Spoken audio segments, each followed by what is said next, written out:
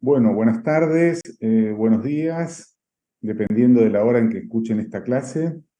Nos vamos a dedicar hoy a conversar sobre la patología a nivel de la interfase vítreo-macular.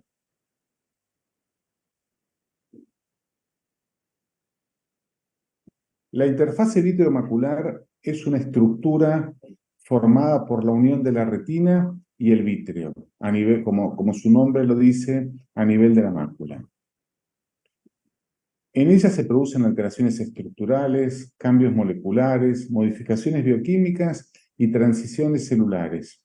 Y todo esto ocurre alrededor de una estructura que se denomina membrana limitante interna, en donde interactúa el vítreo cortical y la porción interna de las células de Müller. La membrana limitante interna actúa realmente como una membrana basal propiamente dicha. Allí tenemos matrices proteicas extracelulares. Esta membrana a su vez favorece la unión entre las células y el tejido mesenquimatoso subyacente. Actúa también como un soporte estructural para las células de Müller y forma una verdadera barrera a ciertas moléculas. Y esto está basado o se produce en función de la ultraestructura que posee la membrana limitante interna. Esta membrana está formada por tres capas o tres láminas. Una de ellas es la lámina rara o zona basal, la lámina del medio que se llama lámina densa o zona ecuatorial, y por último la lámina rara intensa o zona posterior. A su vez, la membrana limitante interna tiene una composición, cada una de estas zonas tiene una composición de fibras de colágeno que son diferentes. La zona basal de la membrana limitante interna es una membrana uniformemente delgada que mide unos 510 ángstroms aproximadamente y está formada por sobre todas las cosas por fibras vítreas de colágeno con orientación perpendicular. La zona ecuatorial de la membrana limitante interna, que a su vez presenta un engrosamiento progresivo y gradual hasta llegar hasta los 2500 angstroms, está formada por fibras vítreas de colágeno con orientación tangencial. Y por último tenemos la zona posterior de la membrana limitante interna, que tiene un grosor promedio de 200 Armstrong a nivel de la fobia, y está formado por fibras de colágeno con orientación tangencial. Entonces, las diferencias topográficas en la orientación de cada una de estas fibras van a ser las que van a modificar la tracción vitreomacular en cada una de estas zonas.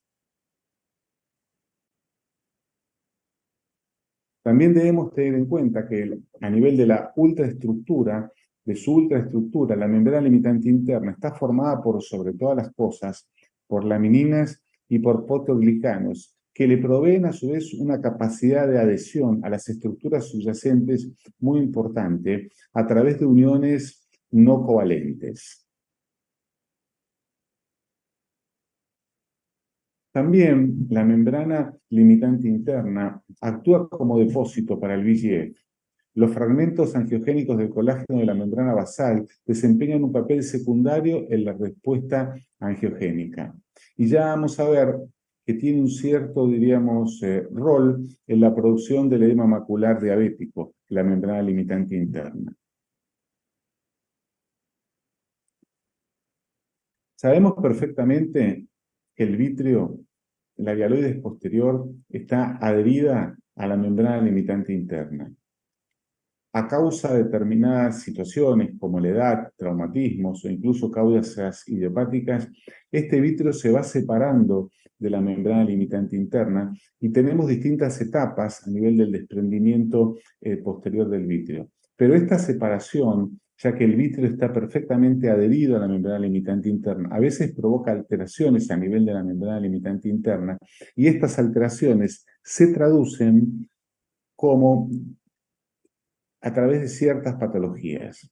Entonces, al separarse el vítreo de la membrana limitante interna, se pueden producir membranas epiretinales, un síndrome de tracción vitreomacular, agujeros maculares o edema macular. Vamos a comentar cada una de estas situaciones patológicas. Sabemos que al producirse el desprendimiento posterior del vitrio, este origina una especie, digamos, de microperforaciones a nivel, diríamos, de la membrana limitante interna. Y a través de estas microperforaciones se produce una migración y proliferación de células gliales que tapizan la membrana limitante interna. Entonces, de esta manera se forman las llamadas membranas epirretinales. Y como ustedes pueden ver aquí, pasan por distintos grados de acuerdo a una clasificación que hace muchos años, una clasificación biomicroscópica que postuló Donald Gass y que hoy tiene aún todavía bastante, diríamos, preponderancia. Cuando estamos frente a una membrana translúcida que no produce distorsión de la red vascular retiniana, que se evidencia solamente desde el punto de vista oftalmológico por la alteración a nivel del brillo macular y que muchas veces, inclusive a nivel de la OCT, prácticamente no tiene una expresión tomográfica, podemos decir que estamos frente a un grado cero de membranas epirretinales. Ahora bien, a medida que la membrana va avanzando, como ustedes pueden ver aquí, y que empieza a tapizar la membrana limitante interna, esta membrana, digamos, que se produce como a consecuencia de un engrosamiento y una contracción, digamos, y porque a su vez se producen pliegues, esto origina en pliegues radiales y modifican la superficie, diríamos, interna de la membrana limitante interna. Esto forma, diríamos, esta pequeña membrana que ya no es tan translúcida y que tiene, como ustedes ven aquí, una expresión bastante importante a nivel de la OCT. Y esto a su vez origina también una tortuosidad de los vasos retinianos. Ahora, la forma más, diríamos, de presentación más característica es cuando ya el paciente tiene un grado 2 de la clasificación de Gass, en donde las membranas son opacas, son lo suficientemente densas como para ocultar los vasos retinianos y muchas veces produce una contracción de la fobia, generando la llamada ectopía macular, con una gran tortuosidad vascular y una rectificación de los vasos, como ustedes pueden ver aquí en la retinografía color. En esta situación, el paciente tiene una importante metamorfopsia y una disminución de la agudeza visual bastante significativa. ¿Cómo entonces se hace hoy para confirmar el diagnóstico? El diagnóstico se confirma mediante la biomicroscopía del fondo de ojo y definitivamente el estudio más importante para poder diagnosticar la presencia de esta membrana o no es la tomografía de coherencia óptica, la OCT, en donde realmente se evidencia una línea de perfil anterior con un importante aumento de la reflectividad y esto puede originar a su vez un aumento del espesor retinial y una alteración en la histoarquitectura retiniana. Cuando estamos frente a esta situación y cuando el paciente tiene entonces una alteración de la histoarquitectura y a su vez tiene una disminución de la visión, el tratamiento de estas membranas epirretinales es la cirugía. Más precisamente la vitrectomía microincisional, ya sea con calibre 23, 25 o 27 Gauge, y la cirugía al hacer la cirugía se deben realizar varios pasos.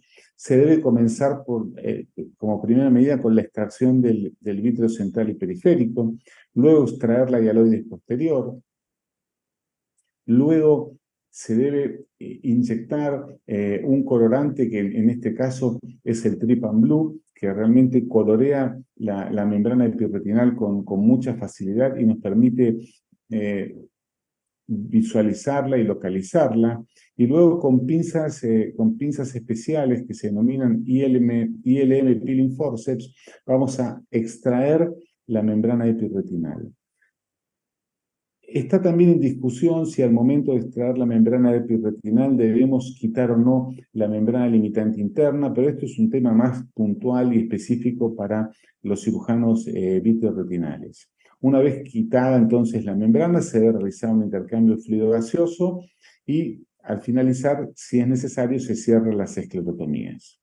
Aquí podemos ver un paciente que presentaba una membrana epiretinal bastante densa, bastante importante, que generaba un aumento del espesor macular y una alteración en la histoarquitectura retinal, y en donde luego de la cirugía se ve que se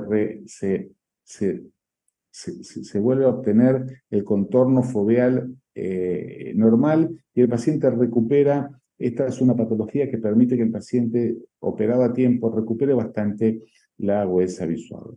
Vamos a ver aquí algunos ejemplos. Este es un paciente, entonces, como pueden ver ahí en la OCT, que presentaba esta membrana epiretinal con una alteración del espesor macular, al cual se decide operar. Se realiza una vitrectomía central y periférica, y una vez completada la vitrectomía se inyecta el colorante. El colorante nos permite identificar, como van a ver luego, la membrana perfectamente. Entonces, una vez que se quita el colorante, con este instrumento que se denomina Finesse Loop, que es un instrumento que permite realizar un verdadero ojal de la membrana, digamos, con la utilización de este instrumento, vamos a ir, digamos, quitando la membrana y separando la membrana de la superficie retinal.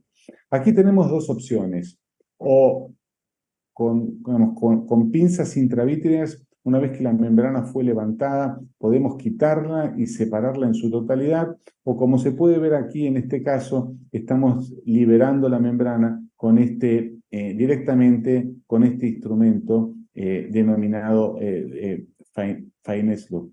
Esta es una maniobra que debe hacerse con muchísimo cuidado, es una maniobra muy delicada, porque podemos generar una ruptura o una lesión a nivel de la retina.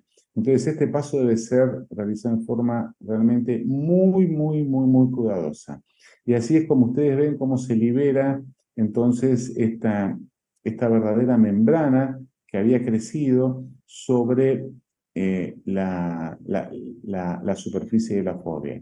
Esta técnica nos permite hacer lo que se llama una extracción en bloc, en donde quitamos la membrana junto con la membrana limitante interna. Y ahí pueden ver el posoperatorio, cómo el paciente tuvo una restauración de su anatomía foveal. Este es otro caso en donde también se comienza con una, diríamos, vitrectomía central y periférica. Se inyecta el colorante, como ustedes pueden ver aquí. El colorante nos va a permitir realmente teñir la membrana.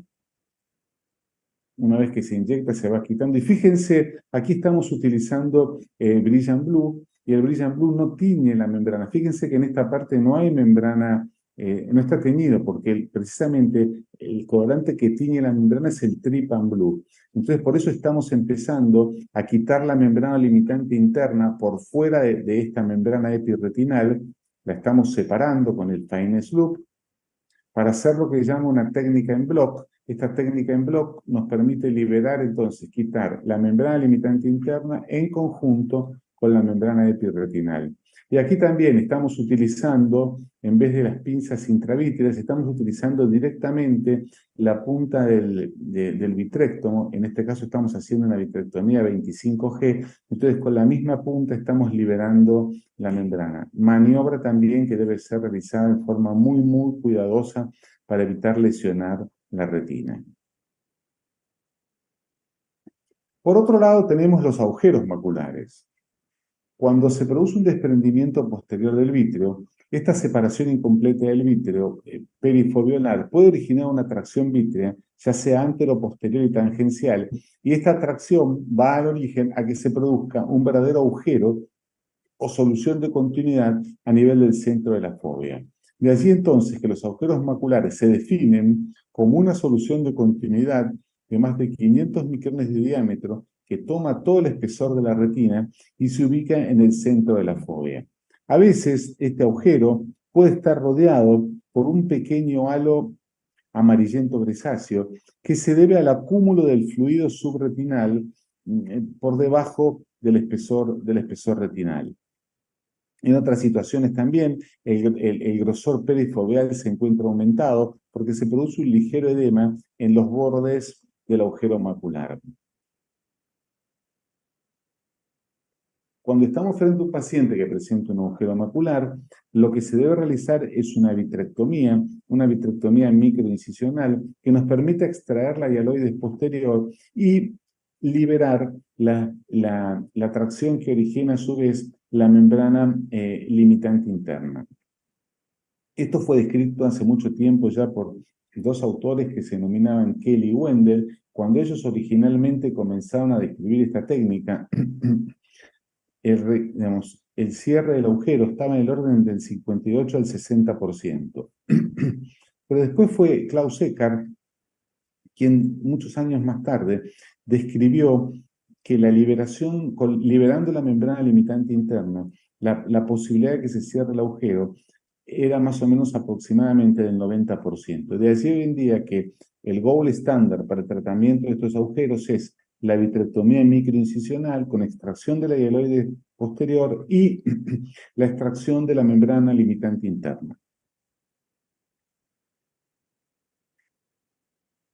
Como les decía, la extracción de la membrana limitante interna ha demostrado que se obtienen mejores resultados anatómicos, una menor recidiva, es indispensable hoy para los agujeros maculares mayores a 400 micrones porque se mejora el patrón de cierre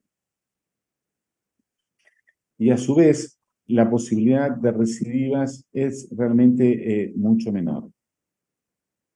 Ustedes pueden ver aquí, como les decía, en 1991 Kelly y Wendell fueron los primeros en descubrir esta técnica, en donde ellos tenían una tasa de cierre aproximadamente del 60%. Luego Eckart, en 1997, planteó la posibilidad de remover la membrana limitante interna, obteniéndose mejores resultados, diríamos, anatómicos, hasta que lleguemos a 2013. Entre 2013 y la actualidad se han presentado numerosas técnicas como el flap de la membrana limitante interna, el trasplante autólogo de membrana limitante interna, la técnica de expansión retinal, el trasplante de membrana amniótica y el autotrasplante de retina, todas técnicas que se realizan hoy en día en donde estadísticamente el cierre del agujero se logra entre el 90 y el 95% de los casos. Algunos autores postulan esta clasificación de los agujeros maculares de acuerdo a su tamaño en agujeros maculares grandes, extra grandes, extra grandes y gigantes. Y entonces, denominan el agujero macular large o grande cuando mide entre 400 y 650 micrones, el extra large cuando mide entre 650 y 800 micrones, el extra large cuando mide entre 800 y 1000 micrones y el gigante cuando mide más de 1000 micrones. Ahora, cuando estamos frente a un agujero macular large entre 400 y 500 micrones, las técnicas propuestas hoy en día son la realización de un flap invertido de la membrana limitante interna o el peeling directo de la membrana limitante interna o lo que se llama una técnica de expansión retinal o hidrodisección perifoveolar. Ahora, cuando ya estamos frente a agujeros más grandes, como entre 650 y 800 nanómetros, son numerosas las técnicas propuestas. El autotrasplante autólogo de retina, el flap invertido de membrana limitante interna, el injerto de membrana amniótica y la hidrodisección perifoveolar o expansión retinal. Y por último, cuando estamos frente a agujeros maculares extra grandes o gigantes, las dos técnicas que más se utilizan hoy en día son el trasplante autólogo de retina y el injerto de membrana amniótica.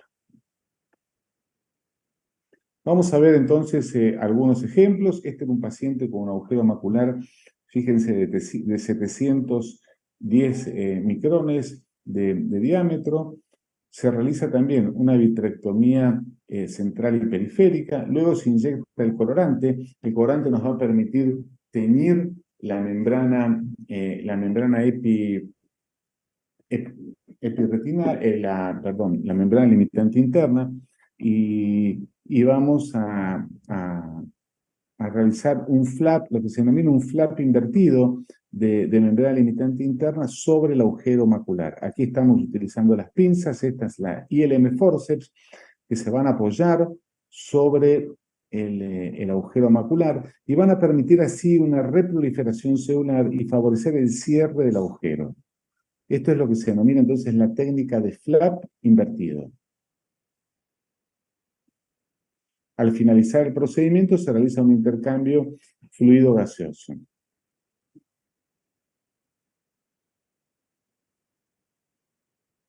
Es muy importante secar bien y quitar todo el líquido residual. Y allí pueden ver cómo se observa en el postoperatorio inmediato el flap invertido sobre el agujero macular que va favoreciendo la reproliferación y el cierre del agujero.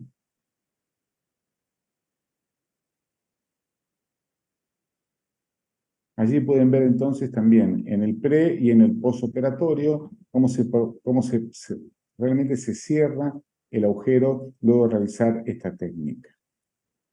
Ahora muy bien, cuando estamos frente a agujeros maculares grandes o con agujeros maculares crónicos o recidivados, estas situaciones constituyen realmente un verdadero desafío para el cirujano vitreoretinal. Y el pronóstico de estos pacientes dependerá no solo del tamaño del agujero, sino también de la antigüedad, del peeling de la membrana limitante interna, del posicionamiento y tamponaje postoperatorio y de las complicaciones intraoperatorias que puedan surgir. Vamos a describir entonces las técnicas hoy en día para poder tratar este tipo, diríamos, de agujeros.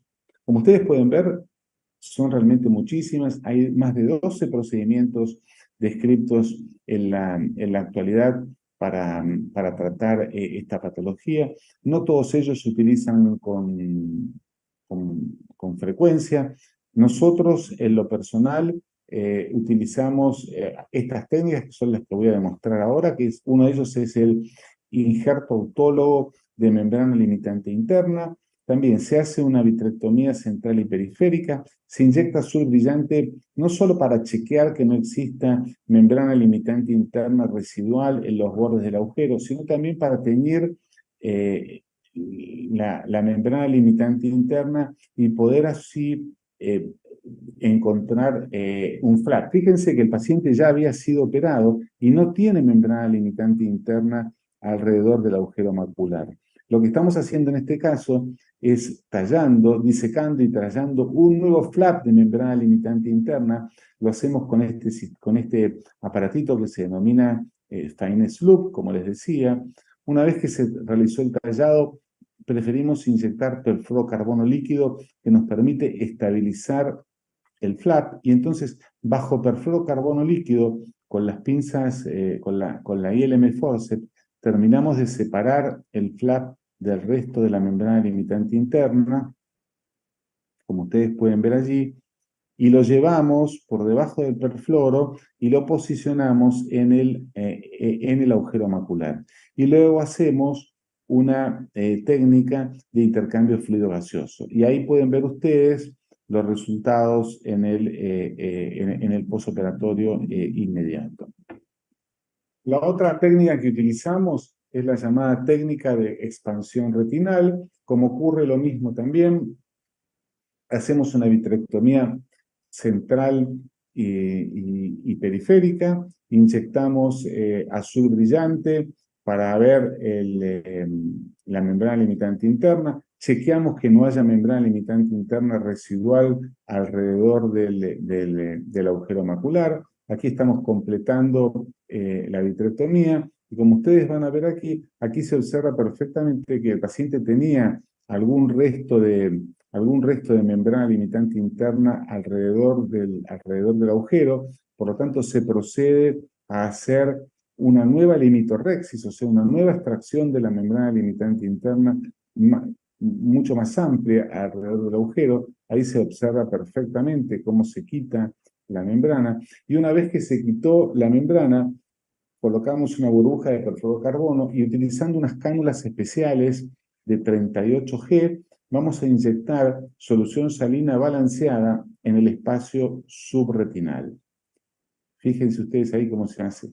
Entonces se forman unas verdaderas ampollas o burbujas subretinales. Estas ampollas lo que favorecen es entonces que se junten los bordes del agujero, y una vez que se realizó entonces este desprendimiento localizado de la retina, se quita el perfluorocarbono y se hace un intercambio fluido gaseoso. Y esto nos va a permitir entonces una aposición de los bordes del agujero en el postoperatorio.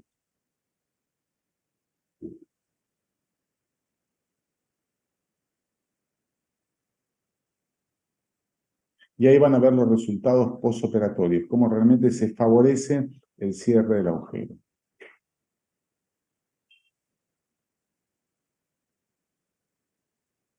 Esta técnica, que es la técnica, diríamos, de utilizar membrana amniótica, es una técnica también que se utiliza con, digamos, con bastante frecuencia. Utilizamos la membrana amniótica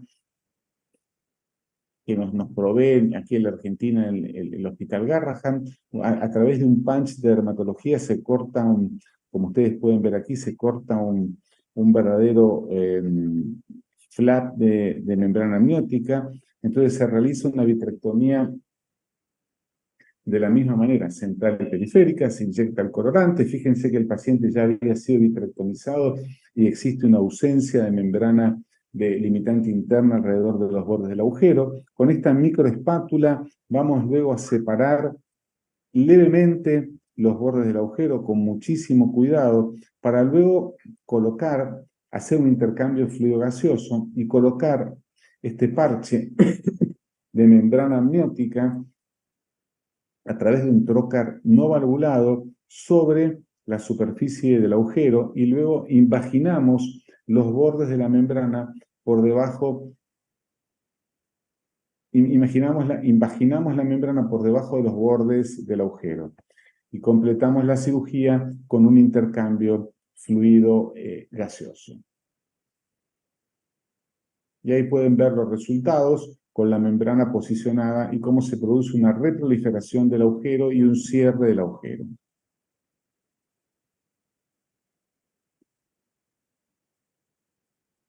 Por último, tenemos la técnica de trasplante autólogo de retina. Ahí lo que estamos haciendo con el Fineness Loop es medir el diámetro del agujero. Una vez que se midió el diámetro del agujero, nos vamos hacia la parte periférica de la retina. Por lo general es preferible hacerlo en la zona nasal. Marcamos con el láser el diámetro, el diámetro del agujero para hacer un botón de retina. Entonces, una vez que cauterizamos con el láser, vamos a colocar perfluorocarbono y en este caso utilizando, como ustedes pueden ver aquí, tijeras verticales, vamos a cortar un flap de retina, y este flap de retina, una vez que lo hemos cortado, lo vamos a posicionar sobre el agujero retinal. Vamos a trasladar el flap de la retina por debajo del perfluorocarbono. Esta es el paso más delicado. Ahí quitamos el flap de retina, se ve perfectamente cómo lo trasladamos por debajo del perfluorocarbono y lo ubicamos sobre el agujero retinal. Y al terminar la cirugía, se completa un intercambio, fluido gaseoso, y en la zona donde se quitó la retina a veces es preferible completar una pequeña fotocoagulación con una endofotocoagulación con el láser. Estas son entonces las técnicas quirúrgicas con las cuales disponemos hoy en día para poder tratar el agujero macular. Nos quedan otras dos situaciones que se producen a consecuencia de patología a nivel de la membrana limitante interna. Uno de ellos es el síndrome de tracción vitreomacular. Sabemos perfectamente que el vítreo permanece unido al nervio óptico y al centro de la mácula, en la zona de la fovea, pero cuando se produce un desprendimiento posterior del vítreo y la membrana limitante interna queda expuesta, sobre la misma puede crecer una pequeña membranita epiretinal, que esto va a originar una tracción anteroposterior y tangencial y va a formar esta verdadera tracción, digamos, como se denomina en cola de ballena, que es el verdadero síndrome de tracción vitreomacular. Inicialmente se había postulado la utilización de la ocriplasmina. La ocriplasmina se inyectaba, diríamos, en la cavidad vítrea, entonces favorecía la, la, la, la reabsorción de esta tracción a través de una vitrolisis enzimática, pero hoy ha quedado en desuso y realmente, digamos, por lo general estos síndromes se reabsorben en forma espontánea, los pacientes, esta tracción se libera en forma espontánea. Si esto no ocurre, debemos recurrir a una vitrectomía y tratar el caso como si fuera una membrana epirretinal. Por último, tenemos el edema macular diabético. El edema macular diabético puede ser difuso o traccional. Cuando es traccional, tenemos realmente una verdadera membrana que crece sobre la superficie de la mácula y esto genera una tracción y a consecuencia de la tracción se genera un edema macular. Pero en algunas situaciones también se produce un edema macular difuso. ¿Qué es lo que pasa en estas situaciones? Sabemos que la membrana limitante interna realmente se comporta como una membrana selectiva y que permite el pasaje de moléculas de una zona hacia otra. Pero en los pacientes diabéticos, esta membrana limitante interna aumenta su espesor de 1.8 prácticamente a 4.8 micrones, lo cual esto realmente modifica su permeabilidad y al modificarse la permeabilidad, se favorece la acumulación y retención de coloides y proteínas en el espacio intersticial, lo cual lleva a la producción de un edema macular. Entonces, frente a esta situación, la vitrectomía resulta muchas veces un tratamiento, como último tratamiento de elección para solucionar estos problemas. Como les decía, en los pacientes en los cuales, digamos, se produce una membrana, un edema macular de tipo traccional, lo que se origina es realmente una verdadera tracción por parte de la hialoides posterior. Esta origina una tracción tangencial y anteroposterior, y esta tracción va a favorecer a la producción del edema macular. Entonces aquí lo que sí debemos hacer es una vitrectomía para liberar esta tracción. La vitrectomía entonces eliminará la tracción anteroposterior y tangencial, va a permitir en los edemas maculares difusos mejorar el suministro de oxígeno hacia la retina y permitir la difusión de sustancias desde y hacia la retina, y va a facilitar entonces de esta manera la reabsorción del edema macular. Vamos a ver aquí entonces, este es un paciente diabético con un edema macular difuso tratado con antiangiogénicos con varias inyecciones y en donde a pesar de ello persistía el edema macular. Entonces se decidió, luego de haber hecho un switch y cambiado hacia corticoides, se decidió recurrir a la vitrectomía. Entonces, en este caso lo que vamos a hacer va a ser una vitrectomía central y periférica, inyectar el azul brillante y vamos a ver que de esta manera se tiñe la membrana limitante interna. Una vez que se ha teñido con el Fines Loop, como ustedes pueden ver aquí, separamos un ojal de la membrana limitante interna y luego con estas pinzas, las ILM Forceps, vamos a quitar y hacer una membranorexis, parecida a lo que hacíamos con el agujero de mácula, para quitar la membrana limitante interna por delante de la zona foveal. Entonces así es como ven ustedes que se realiza esta cirugía. Aquí se completa, diríamos, la membranorexis. Si es necesario, se completa la endofotocoagulación. Y en este caso, al finalizar la cirugía, como ustedes pueden ver aquí, vamos a quitar el trocar y a inyectar un corticoides de liberación prolongada, cuyo nombre comercial es el Ozurdex. Fíjense cómo entra, ahí lo ven. El Ozurdex entra en la cavidad vítrea, entonces de esta manera va a favorecer a que se reabsorba en una forma más rápida el edema macular. Aquí, digamos, distintos